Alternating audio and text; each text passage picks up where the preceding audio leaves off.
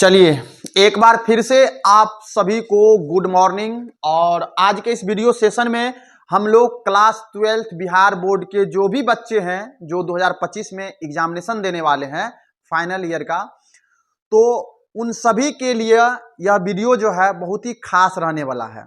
और ये वीडियो आज हम लोग देखेंगे वेक्टर से रिलेटेड कुछ ऐसे क्वेश्चन को जो क्वेश्चन प्रीवियस ईयर्स में बार बार देखने को मिला है। हो सकता है कि 25 में भी इसमें से कुछ क्वेश्चन आ जाए, या ये क्वेश्चन नहीं आए तो इसी पर आधारित जो है क्वेश्चन आपको पूछ लिया जाए।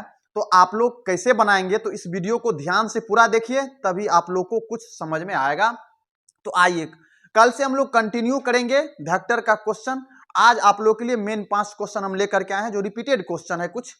तो चलिए आप एक बार इस वीडियो की शुरुआत करते हैं हम लोग फिर से एक छोटी सी मोटिवेशन के साथ। वो मोटिवेशन क्या है कि विद्यार्थी के लिए कोई भी लक्ष्य बड़ा नहीं होता है। विद्यार्थी के लिए कोई भी लक्ष्य बड़ा नहीं होता है, हारता वही है जो दिल से लड़ा नहीं होता है। तो क्या कहा हमने कहा विद्यार्थी के लिए कोई भी लक्ष्य बड़ा नहीं होता है, विद्यार्थी के लिए कोई भी लक्ष्य बड़ा नहीं होता है, हारता वही है जो दिल से लड़ा नहीं होता। आप दिल से मेहनत कीजिए, आपको सफलता जरूर हाथ लगेगी। आपका जो मंजिल है, आपका जो सपना है वो जरूर पूरा होगा, बस आप लोग मेहनत कीजिए। चलिए आज की वीडियो की शुरुआत करते हैं हम लोग। तो हम लोग का जो पहला क्वेश्चन है, ये क्वेश्चन क्या है अपने पास वेक्टर का है। यहाँ पे आपके सामने वेक्टर ए दिया हुआ, करा if vector A is equal to 2i cap plus 3j cap plus 4k, देन आपको मैग्नीट्यूड निकालना है यहाँ पे। तो ऐसा जब भी आपको दिख जाए कि हमारे पास कोई भी वेक्टर दिया हुआ हो और इस तरह से लाइन जब भी दिख जाए ना, और लाइन के अंदर अगर आपके सामने ऐसा कुछ लिखा हुआ हो, तो इसको हम लोग मैग्नीट्यूड पढ़ते हैं। तो यहां से आपको मैग्नीट्यूड निकालना है। तो अब मैग्नीट्यूड हम लोग कैसे निकालते हैं, तो मैग्नीट्यूड के लिए हम लोग क्या करेंगे कि यहाँ पे जितना भी ये आई का जो कोफिशिएंट है, यहाँ पे 2, 3 और 4, इसको रूट के अंदर जो है स्क्वायर करके जोड़ दीजिए। 2 का स्क्वायर प्लस में 3 का स्क्वायर प्लस में 4 का स्क्वायर, इतना काम कर लीजिए। मैग्नीट्यूड निकालना है। और मैग्नीट्यूड का मतलब वेक्टर में होता है, अगर वेक्टर का मतलब एक डायरेक्टेड लाइन होता है। ये मान लीजिए वेक्टर है, इसी पर ये वेक्टर ए इस पर है और इसकी वैल्यू कितना है आपके पास, तो ये आपका 2i प्लस में 3j प्लस में 4k है। तो मैग्नीट्यूड का मतलब, अगर आप यहां से मैग्नीट्यूड निकालते हैं तो इसका मतलब होता है इस लाइन की लेंथ, ये जो वेक्टर वाला लाइन है इसकी लेंथ कितनी होगी, ये आपको निकालना है। तो इसके लिए आपको क्या करना है, इसके लिए फॉर्मूलाज होता है root under X square plus Y square plus Z square. जहां से ये एक्स वाई जेड आपको ये मिल जाएगा आई कैप के पहले, जे कैप के पहले और के कैप के पहले। तो यहां से आप 2 का स्क्वायर प्लस 3 का स्क्वायर प्लस 4 का स्क्वायर कर दीजिए। इसको जब आप करते हैं तो ये कितना आता है, 4 प्लस में 3 का स्क्वायर 9 और 4 चौके 16, 4 का स्क्वायर 16। जब इसको आप जोड़ेंगे तो ये कितना हो गया, 13 और 16 रूट अंदर 29। क्या इसका आंसर 29 है?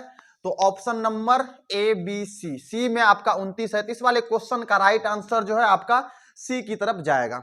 ठीक है, तो उम्मीद करते हैं कि आप लोग को ये क्वेश्चन अच्छे से समझ में आ गया। तो इस टाइप का क्वेश्चन अगर आपके सामने जब भी ऐसा मोड के साथ वेक्टर लगा हुआ तो उसको आपको मैग्नीट्यूड पढ़ना है। और मैग्नीट्यूड का मतलब होता है किसी भी वेक्टर लाइन का लेंथ निकालना। ठीक है, तो चलिए हम लोग नेक्स्ट क्वेश्चन की तरफ बढ़ते हैं।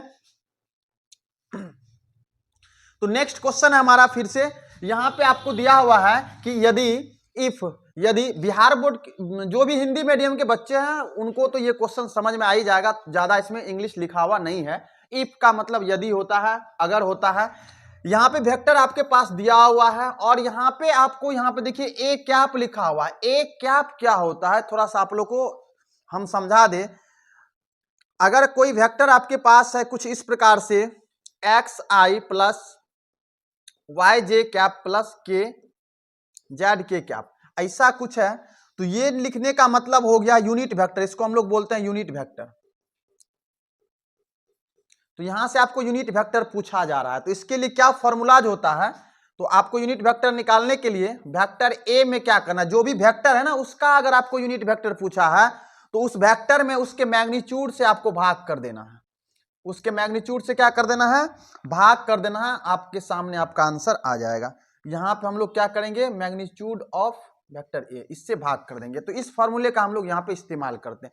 तो सबसे पहला जो है हमारा काम होगा मैग्नीट्यूड निकालना। तो यहाँ पे आइए, तो हमें क्या निकालना है, एक कैप निकालना, यानी यूनिट वेक्टर। तो जो भी वेक्टर है इसके लिए क्या फॉर्मूलाज है, वेक्टर ए अपॉन में आपको क्या करना है, वेक्टर ए का मैग्नीट्यूड कर देना है। यहाँ पे आइए, तो वेक्टर ए जो दिया हुआ आपको यहाँ से यहाँ तक, इस टर्म को आप ऊपर लिख दीजिए। तो ये आपका हो जाएगा 2i माइनस में 3j अब प्लस का यहाँ पे 4k है। इतना काम तो आप लोग कर लिए। उसके बाद आपको नीचे क्या करना है, नीचे इसी का मैग्नीट्यूड लिखना है। तो मैग्नीट्यूड के लिए हम लोग क्या करेंगे, रूट अंडर, यहाँ पे देखिए कितना है 2 है, तो 2 का स्क्वायर प्लस में यहाँ पे आपका है -3, तो यहाँ पे -3 का स्क्वायर करेंगे और प्लस में 4 का स्क्वायर। इतना काम आप लोग कर दीजिए। चलिए इसका काम अब नहीं, इसको हम लोग मिटा देते हैं। उसके बाद आपको क्या होगा, यहाँ पे देखिए ये 2i माइनस में 3j और यहाँ पे आपका 4k, इतना तो है। नीचे आप यहाँ पे आइए, देखिए कितना हो जाएगा, 2 का स्क्वायर 4 और 3 का स्क्वायर 9, 9 4 13 और 4 का स्क्वायर 16 हो जाएगा। यानी 16 13 कितना आ जाएगा, रूट अंडर 29 आ जाएगा। इतना तो आ गया। यहाँ पे आप इसको सेपरेट कर लीजिए। सेपरेट करने का मतलब अलग अलग सब में भाग कर दीजिए। तो यह आएगा अपना 2 अपॉन रूट 29 आई कैप, माइनस है तो माइनस लगाइए, 3 अपॉन रूट अंडर 29 जे और यहाँ पे 4 अपॉन रूट अंडर 29 के। तो ये वाला ऑप्शन अपने पास कहाँ है, तो ऑप्शन देख लिए, पहले माइनस है बाद में प्लस है, 2 3 4, 2 3 4 तो हर जगह है, लेकिन पहले माइनस बाद में प्लस, पहले माइनस बाद में प्लस। तो ऑप्शन नंबर डी देखिए आपका करेक्ट आंसर हो जाएगा इस वाले क्वेश्चन का। तो उम्मीद करते हैं कि जब भी आपके सामने कोई भी वेक्टर हो और वहां से आपको यूनिट वेक्टर पूछा जा रहा हो, तो आप इस फॉर्मूला के माध्यम से उस क्वेश्चन को आसानी से सॉल्व कर सकते हैं। तो हम लोग बढ़ते हैं नेक्स्ट क्वेश्चन पे। तो हमारा जो नेक्स्ट क्वेश्चन है वो क्या है, आइए देखते हैं। यहां पे कह रहा है कि the distance between the point 4 3 7 and 1 -2 और 5 ईच। अब दो बिंदु दिया हुआ है, दो बिंदु के बीच की डिस्टेंस क्या होगी ये आपको निकालना है। तो ये आप बचपन से पढ़ते आ रहे हैं कि जब आपके पास निर्देशांक ज्यामिति पढ़े होंगे, कोऑर्डिनेट ज्योमेट्री, वहां से ही पढ़ते आ रहे हैं क्लास 10 से ही।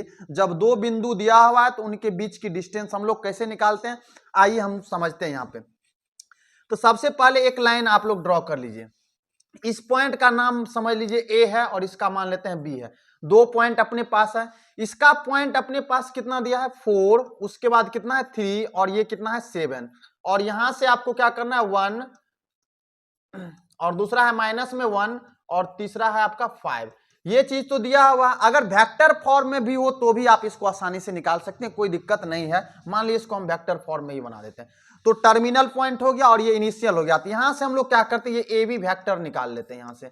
तो ए बी निकालेंगे तो ये आपका कितना हो जाएगा, तो इसको क्या करना है, टर्मिनल माइनस इनिशियल। तो 1 में से आप 4 को घटाइए, तो 1 में से 4 जाएगा तो ये आपका आएगा -3i कैप प्लस अभी नहीं कीजिए, हो सकता है कि आगे प्लस माइनस में कुछ दिक्कत हो। अब यहां आइए, -1 और -1 में से आपको क्या करना, इस 3 को घटाना है। तो ये आपका हो जाएगा माइनस का 4j।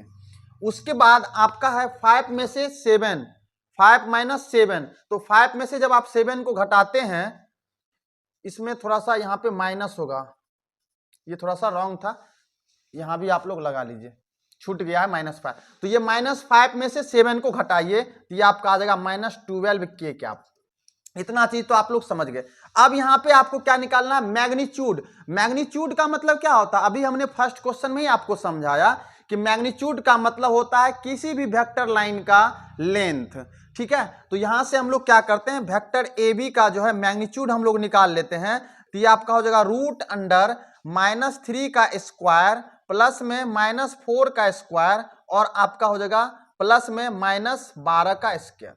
इसको आप कर लीजिए, कैलकुलेशन करके देखिए क्या आता है। तो मैथ में जो है ना, अधिकतर सेंस में देखिए आपका अगर कैलकुलेशन अच्छा है तो आपका प्रोसेस अच्छा होगा और आपका आंसर भी सही आएगा। कैलकुलेशन अगर अच्छा नहीं है तो फिर आप तो गलती कहीं ना कहीं करेंगे। तो माइनस प्लस का खास करके इस कंडीशन में ध्यान रखिए आप लोग। तो 3 का स्क्वायर 9 हो जाएगा, 4 का स्क्वायर 16 और उसके बाद 12 का स्क्वायर 144। इसको आप लोग करिए, देखिए क्या आता है। 16 9 25 और 144, ये आप जब जोड़ेंगे इसको तो ये आपका आएगा रूट अंडर 169। 169 को आप लोग जानते हैं क्या कर सकते हैं आइए, तो इसको हम लोग लिख सकते हैं 13 का स्क्वायर। 13 का स्क्वायर और ये रूट और स्क्वायर खत्म हो जाएगा तो आपके पास कितना आ जाएगा 13। तो इस वाले क्वेश्चन का देखिए राइट आंसर 13 है क्या, तो यानी ए से बी तक की जो दूरी हो जाएगा ये 13 यूनिट हो जाएगा। 13 यूनिट, चाहे आप इसको वेक्टर फॉर्म में निकाले, मैग्नीट्यूड के माध्यम से या फिर आप लोग के पास 2 पॉइंट है जब वो कोऑर्डिनेट ज्योमेट्री के फॉर्म में निकाले, बात बराबर। तो इस वाले क्वेश्चन का राइट आंसर किधर जाएगा 13 की तरफ। ठीक है, तो ऑप्शन नंबर सी करेक्ट हो जाएगा। तो चलिए इस टाइप का क्वेश्चन भी आप सीख गए। आपको इस टाइप का क्वेश्चन हर साल बोर्ड में देखने को मिलता है, इसीलिए आपके लिए हम 5 मोस्ट इंपॉर्टेंट क्वेश्चन लाए हैं। आइए नेक्स्ट क्वेश्चन देखते हैं क्या है।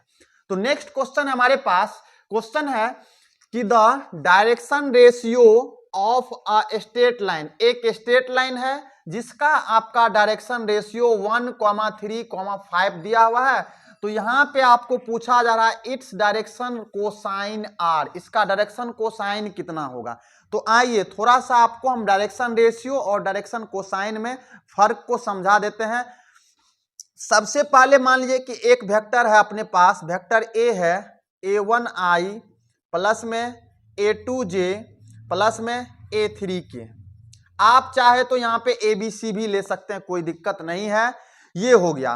तो ये जो आपका किसी भी वेक्टर का डायरेक्शन रेशियो क्या होता है, तो हमारे पास एक लाइन है जिसका वेक्टर ये दिया हुआ इस फॉर्म में मान लीजिए।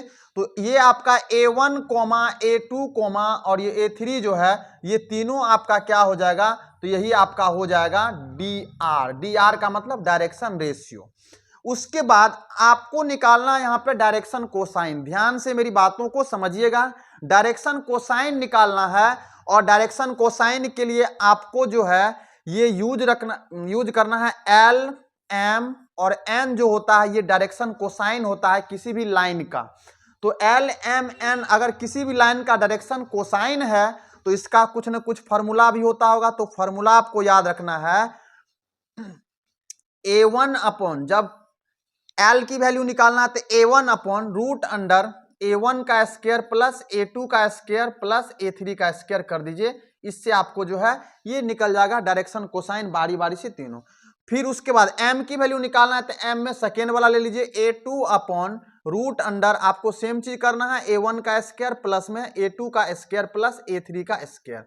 ठीक है, उसके बाद n में आपको a3 अपॉन क्या करना है, सेम चीज लेना है जो यहाँ पे है root under a1 square plus a2 square plus में a3 का स्क्वायर। तो इस फॉर्मूला के माध्यम से आप लोग जो है डायरेक्शन कोसाइन को बहुत ही अच्छे से फाइंड कर सकते हैं और ये चीज आपको दोनों में फर्क समझ में आ गया। इसके बारे में हम लोग और भी डिटेल में पढ़ेंगे आने वाले वीडियो में।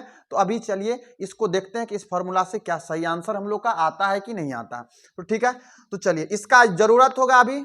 तो सबसे पहले यहाँ पे समझ लीजिए कि इसको मान लेते हैं हम लोग डायरेक्शन रेशियो। तो गिवन क्या क्या हुआ, डी आर दिया हुआ। डी आर कितना दिया हुआ आप लोग देख लीजिए, 1 है, 3 है और कितना है 5 है।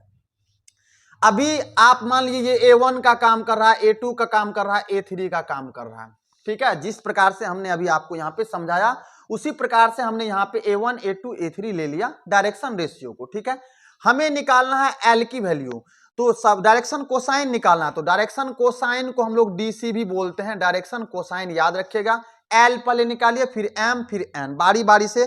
तो चलिए अभी जितना जरूरत है उतना हम लोग करते हैं। ठीक है, बाकी इन दोनों चीज को मिटा दीजिए। आइए अब देखिए यहाँ पे क्या है, ये आपका हो जाएगा A1 की जगह कितना 1 अपॉन में रूट अंडर आ जाइए 1 का स्क्वायर, 1 का स्क्वायर 1 हो जाएगा प्लस में 3 का स्क्वायर कितना 9 और 5 का स्क्वायर कितना हो जाएगा 25। तो 25 1 26 और 9 कितना हो जाएगा 35। तो ये आएगा आपका 1 बट्टा में रूट अंदर 35। एक चीज आप ध्यान में रखेंगे कि ये जो नीचे वाला है, कहने का मतलब ये जो आपका है A1 का स्क्वायर प्लस A2 का स्क्वायर प्लस में A3 का स्क्वायर, ये आपको देखिए रूट अंडर 35 ही आएगा, हमेशा आएगा, क्योंकि आपको इसी का स्क्वायर करके आपको जोड़ना है। तो डायरेक्ट इसका प्रयोग कर सकते हैं। उसके बाद आते हैं m बराबर आपका क्या हो जाएगा A2, क्या हो जाएगा A2। तो ये आप A2 लिख लीजिए यहाँ पे। A2 अपॉन में क्या हो जाएगा, सेम चीज हो जाएगा, A1 का स्क्वायर प्लस में A2 का स्क्वायर प्लस में A3 का स्क्वायर। इतना चीज तो आप लोग समझ गए। अब यहाँ पे आइए, A2 की जगह आपका कितना है 3, यहाँ 3 रख दीजिए और इसका वैल्यू आपको कितना आने वाला है √35, रूट अंडर 35 लिख दीजिए, कोई दिक्कत की बात नहीं है। चलिए हमारा m भी निकल गया, अब n निकाल लीजिए। तो A3 अपॉन में कितना हो जाएगा, रूट अंडर A1 का स्क्वायर प्लस A2 का स्क्वायर प्लस A3 का स्क्वायर। अब देखिए A3 मतलब 5, ये हो गया 5 अपॉन में कितना, रूट अंडर 35। तो कहने का मतलब ये जो हमारा 1/में √35 है, 3/में √35 है या 5/में √35 है, ये सब का सब आपका क्या है भाई, तो ये आपका है डायरेक्शन कोसाइन। और आपको पूछा क्या जा रहा था, हमें पूछा भी जा रहा था कि डायरेक्शन कोसाइन निकालना है किसी भी स्ट्रेट लाइन का, जबकि उसका डायरेक्शन रेशियो दिया हुआ।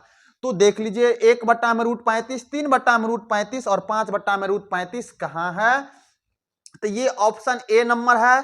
तो ऑप्शन नंबर ए में आप लोग जो है इसको करेक्ट कर दीजिए। बाकी देखिए यहाँ पे अलग अलग चीज है, यहाँ पे 39 है, 39 तो हमें आया नहीं, यहाँ रूट अंदर 35 हर जगह है, लेकिन यहाँ पे 2 है, 2 तो हमें कहीं है ही नहीं। तो उम्मीद करते हैं कि इस टाइप की क्वेश्चन को भी अब आप लोग आराम से आसानी से बना सकते हैं। तो चलिए हम लोग नेक्स्ट क्वेश्चन की ओर बढ़ते हैं। तो हमारा क्वेश्चन नंबर 5 क्या है वो देखिए, कह रहा है कि if vector a is equal to 3i cap plus 2j cap plus k cap, comma एक वेक्टर b है अपने पास, यानी दो वेक्टर अपने पास दे रखा है। अब इन दोनों का डॉट प्रोडक्ट पूछ रहा है। क्या पूछा जा रहा है, डॉट प्रोडक्ट। तो डॉट प्रोडक्ट और वेक्टर में हम लोग दो तरह का प्रोडक्ट पढ़ते हैं, एक क्रॉस प्रोडक्ट, एक डॉट प्रोडक्ट पढ़ते हैं दूसरा। तो डॉट और क्रॉस में क्या डिफरेंस है, यहां पे आइए, हमें क्या पूछा जा रहा है, vector a dot vector b, ये पूछा जा रहा है। तो दोनों का जो है डॉट प्रोडक्ट लेना है। तो वेक्टर ए कितना है 3i cap plus 2j cap plus में k कैप, उसके बाद इसका गुना करना है, यानी डॉट प्रोडक्ट लेना है 4i माइनस 5j प्लस में 3k कैप। इतना चीज तो आप लोग समझ गए। यहां पे आइए गुना करिए। डॉट प्रोडक्ट में हम लोग कॉस थीटा का यूज करते हैं और क्रॉस में साइन का, तो वो चीज हम लोग आगे डिटेल में, उसका वीडियो हम कल अपलोड करेंगे और कल आपके सामने आएगा, तो वहां पे आप लोग जो है इसको ध्यान से समझने का प्रयास कीजिए। आइए अभी देखिए, डॉट प्रोडक्ट में क्या होता है कि जब एक वेक्टर, ये जो आपका आई कैप, अगर ये आई कैप जे कैप के साथ गुना होगा, जैसे सपोज मान लीजिए ए हमारे पास इस प्रकार से ये एक्स एक्सिस है और ये वाई एक्सिस है और ये आपका जेड एक्सिस है, ठीक है। अब देखिए ये मान लिए एक्स एक्सिस के साथ आई कैप, वाई एक्सिस के साथ जे कैप और जेड एक्सिस के साथ के कैप, ऐसा कुछ वेक्टर बना रहा है, ठीक है। अब यहां पे देखिए, तो ये इस प्रकार से तीनों होता है ना, 3D पिक्चर है ये, इस प्रकार से तीनों होता है कि एक दूसरे पर लंब होता है, लंबवत मतलब 90 डिग्री का कोण के साथ ये तीनों रहता है। तो इसमें हम लोग डॉट में हमेशा कॉस का यूज करते हैं। तो यहां पे देखिए, अगर हम लोग दो वेक्टर के बीच की एंगल निकाले, वेक्टर आई और वेक्टर जे कैप के बीच, तो 90 डिग्री का, और कॉस 90 का वैल्यू 0 हो जाता है। तो कहने का मतलब आई और जे को जब आप डॉट प्रोडक्ट में गुना करेंगे तो आपका 0 आएगा। इसीलिए यहां पे आई जे को नहीं करना है, छोड़ते चलना, उस सबका वैल्यू 0 आएगा, तो जोड़ने घटाने से कोई फर्क नहीं पड़ेगा। आइए इसके बारे में हम लोग डिटेल में देखेंगे, कोई दिक्कत की बात नहीं है। नेक्स्ट आइए यहां पे हम लोग क्या करते हैं, तो सबसे पहले हम लोग करेंगे क्या, ये जो आपका है, ये इस वाले टर्म को इसके साथ लड़ाइए, आपस में गुना करवाइए। तो 3 × 4 कितना हो जाएगा 12, और आई कैप डॉट आई कैप जो होता है, याद रखेंगे आई कैप डॉट आई कैप ये 1 के बराबर होता है, जे कैप डॉट जे कैप ये 1 के बराबर होता है, के कैप डॉट के कैप जो है ये आपका भी 1 के बराबर होता है। लेकिन इसी का जस्ट उल्टा आप लोग याद रखिए, आई कैप डॉट जे कैप हो जाएगा तो ये 0 हो जाएगा, आई जे कैप डॉट के कैप हो जाएगा तो भी ये 0, और के कैप डॉट आई कैप हो जाएगा तो भी ये क्या हो जाएगा 0। डॉट प्रोडक्ट में आई जे 0, जे के 0, के आई 0, और सेम चीज रहेगा तो 1 हमेशा आएगा। उसके बाद देखिए यहां पे प्लस गुना माइनस, साइन भी याद रखना है, प्लस गुना माइनस क्या होगा माइनस।